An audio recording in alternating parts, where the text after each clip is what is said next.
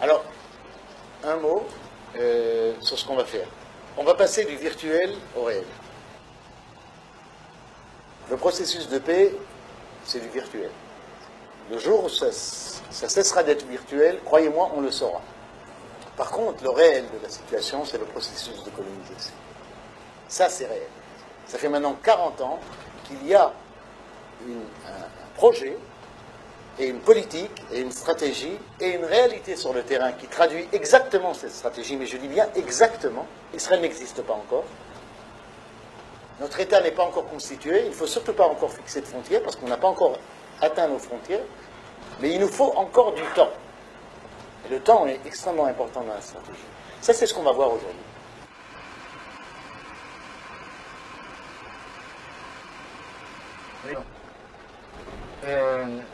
Bon, on est là. Voilà les petits gamins. Hop là.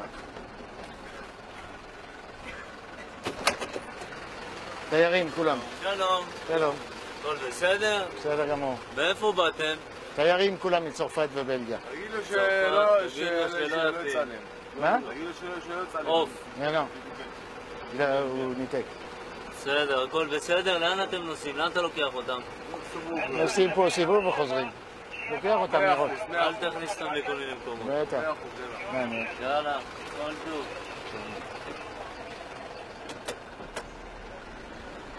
On a le droit de mentir parfois. Alors devant nous, vous voyez une colonie typique, vous voyez comment elle est construite d'une colline à l'autre, à des moments divers. On va en parler dans quelques minutes. Les grands immeubles et les toits rouges au sommet, c'est une colonie, c'est clair. Et à droite, à nouveau des toits rouges, avec une grande affiche en vert. Regardez bien, ça s'appelle Sha'ar Binyamin, on va en parler dans 2 minutes. Ici, là, cet ensemble qui est un petit centre commercial et industriel, dont on va vous expliquer tout de suite l'importance ou la signification.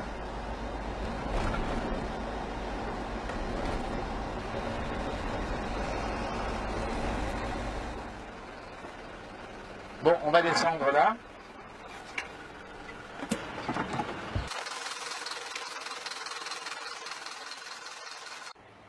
Au départ, les colonies sont des petites enclaves dans un espace palestinien.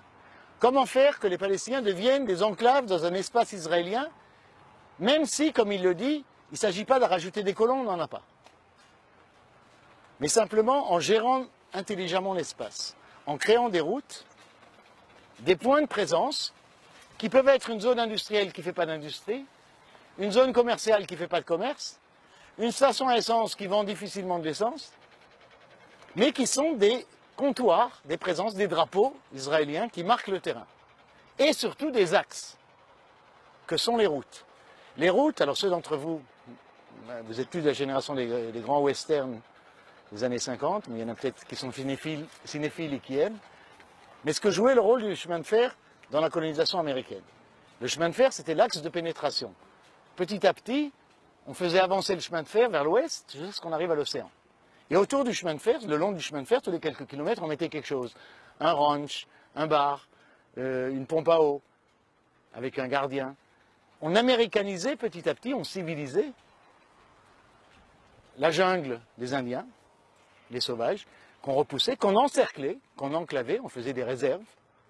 Alors, on fait la même chose. Savoir que expulser les Palestiniens, c'est pas réaliste. On aimerait bien, et s'il y avait un tsunami ou quelque chose comme ça, qui un jour ils disparaissent, formidable.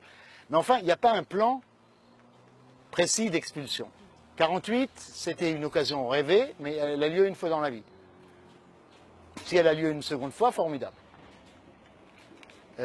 Pour l'instant, il faut faire avec les Palestiniens. Donc, comment faire avec un espace que l'on veut à nous, mais où se trouve quand même une grande majorité de Palestiniens, une écrasante majorité de Palestiniens. Tous les colons ensemble de cette région, par exemple, si on prend les 10 colonies, les 12 colonies qu'il y a là autour, tous ensemble ne font pas la population du village de Mirmas, qui est un village moyen qu'on a vu tout à l'heure. Donc, la question ne peut pas être une guerre démographique. Ce n'est pas Comment on va israéliser en sens de... Il y a une majorité d'Israéliens. Comment on va israéliser l'espace? On va créer des routes, mettre des points, encercler. C'est-à-dire, c'est plus la colonie qui sera un petit îlot dans un espace palestinien, c'est la ville de Ramallah tout entière et les villages environnants et la banlieue qui va être une grande enclave dans un espace israélien. Et là, dans la théorie, je dirais, le quantitatif ne compte pas. Il peut y avoir dans Ramallah 1 million d'habitants, comme Gaza, presque 2, 1,5 million d'habitants. C'est une enclave. On la ferme bien, bouclée. C'est comme si on l'effaçait. On ne peut pas l'effacer, on voudrait bien, mais on ne peut pas l'effacer complètement. Alors on la, comme disent les enfants aujourd'hui, on ne la calcule pas. Elle est là, c'est un trou dans le gruyère. La même chose, la zone de Ramallah, la même chose, la zone de Bethléem, la même chose, la zone de Hébron. On a des zones palestiniennes, ça on ne veut pas y toucher, c'est pas chez nous, il n'y a pas de place pour coloniser, il y a beaucoup d'Arabes, ils sont là, dommage, et on les enferme avec un mur, ou sans mur, quelques checkpoints suffisent. Là, ils peuvent faire ce qu'ils veulent, dans les limites du tolérable, du point de vue israélien. Ils peuvent s'appeler État palestinien s'ils ont envie, ils peuvent s'appeler Empire palestinien si ça leur change. Ça, c'est le plan Sharon.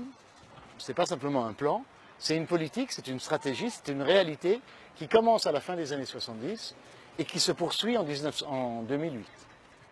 Et qui ne va pas s'arrêter à moins d'un bouleversement politique et d'un nouveau rapport de force international, régional, qui peut arriver, mais ça c'est une autre histoire.